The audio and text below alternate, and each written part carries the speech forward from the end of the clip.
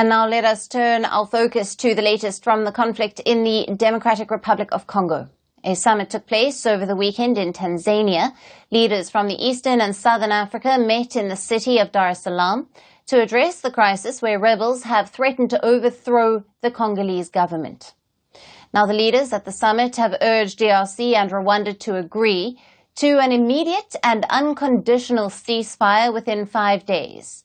In a statement, the summit, which brought Rwandan President Paul Kagame and his Congolese counterpart Felix Tshisekedi together for the first time since the conflict began in January, called for the army chiefs from both the blocs to meet within 5 days and provide a technical direction on the ceasefire.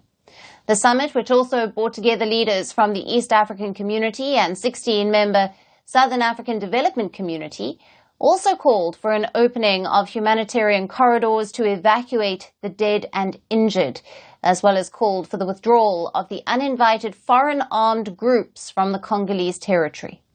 Summit directed resumption of direct negotiations and dialogue with all state and non-state parties, military and non-military, including the M23, and under the framework of the Luanda-Nairobi process. The EAC and SADC chiefs of defense forces to meet within 5 days and provide technical direction on immediate and unconditional ceasefire and cessation of hostilities.